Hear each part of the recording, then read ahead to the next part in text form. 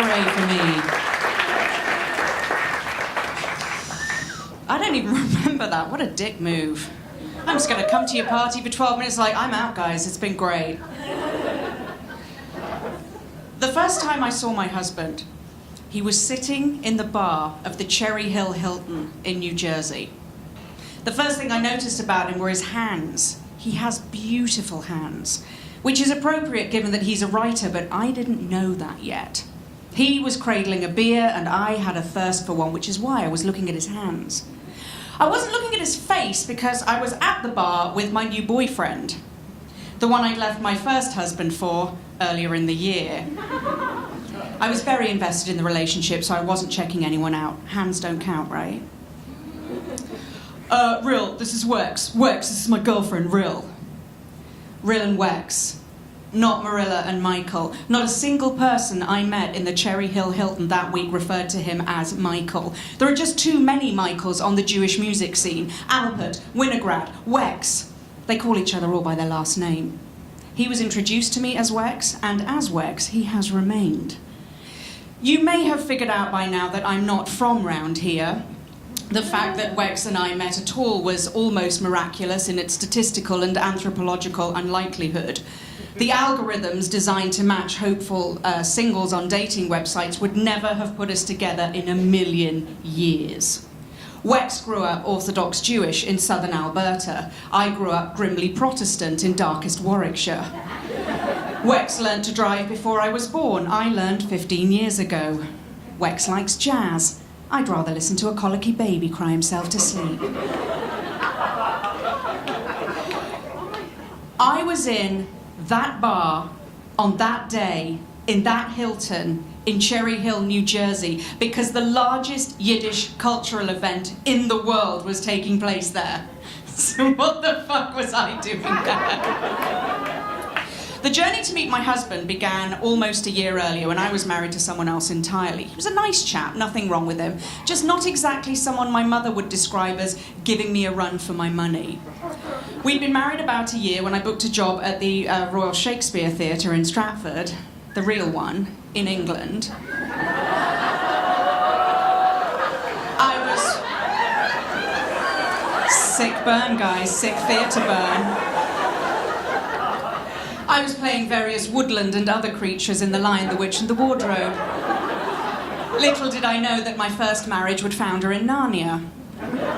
Well, not exactly in Narnia. I didn't fall in love with Mr. Tumnus or even Mrs. Beaver. No, it was the musical director of the Cherry Orchard that was playing in the other house, who was ultimately responsible for introducing me not only to adultery, but also to the international Jewish music scene. And my second husband in the bar of the Cherry Hill Hilton. So I ran away from Narnia and my first husband and moved in with my boyfriend at the seaside, away from my guilt and the anger of friends. I immersed myself in the new relationship, I made new friends, and I discovered a whole new world of klezmer music. That summer, the first summer we were together, Klezmer Boy has a proposition for me. What are you doing at Christmas? I don't know, going to see my family. Would you want to go to Klez Camp with me? What's Klez Camp? It's 500 Jews in a kosher hotel in the Catskills. Okay. Well, it wasn't in the Catskills, as it turned out, because the hotel had burned down in an incident that I heard referred to as Jewish lightning, and the entire event had been moved to the Hilton in Cherry Hill, New Jersey. When Wex and I were introduced in the bar of the Cherry Hill Hilton, we bonded naturally over our shared love of the Carry On movies, which were apparently popular in his native Canada. Noting my rather prominent chest and dirty laugh, he wrote, "Call me Babs" in Yiddish on my name tag. Do you have a sister at home? Yeah, but she's got a boyfriend. My mind was spinning. Does he like me? He can't possibly like me. He's a super genius. He speaks like 11 languages. I mean, he's got a brain the size of a planet. Wex's reputation as one of the smartest go-to Jews on Yiddish culture and language preceded him.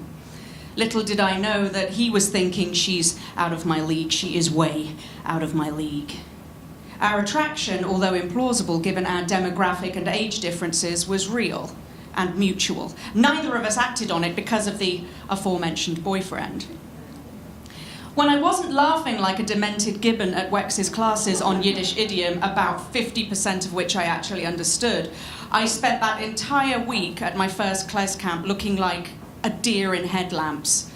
I didn't know if yelling was a Jewish thing or a New York thing, but I felt like I had a giant neon sign over my head that was screaming Shiksa, and that all the Jewish campus' spidey senses were tingling because they could just smell that once upon a time I had loved Jesus a lot.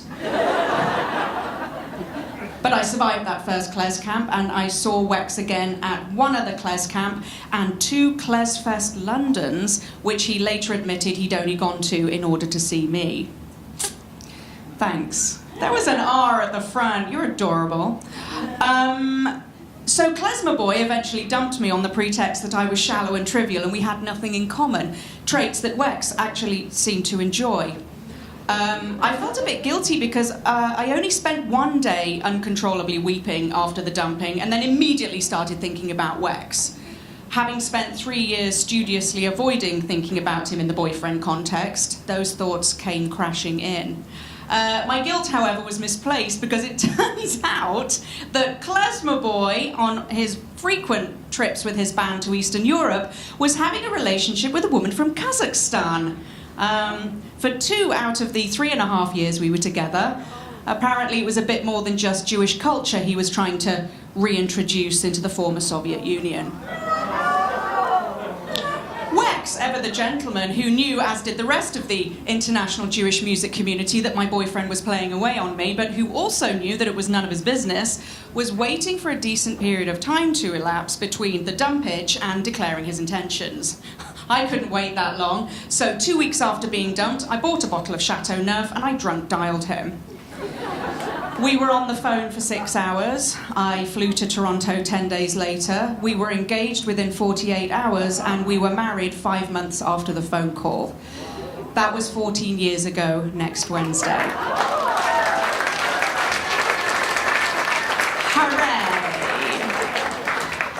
It's been a British invasion for Wex and Jewish immersion for me. I learned how to keep a kosher kitchen and shop for Passover without having an embolism. Wex translated George Formby's Leaning on a Lamppost into Yiddish.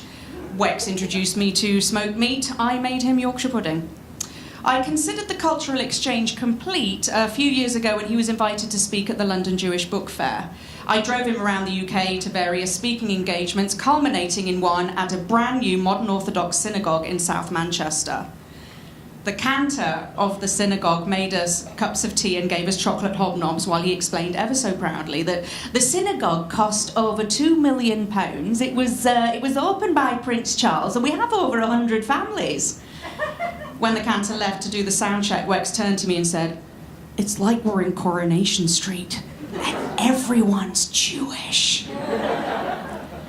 The first time I saw my husband, he was sitting in the bar of the Cherry Hill Hilton. I didn't know it yet, but I was home. Thank you.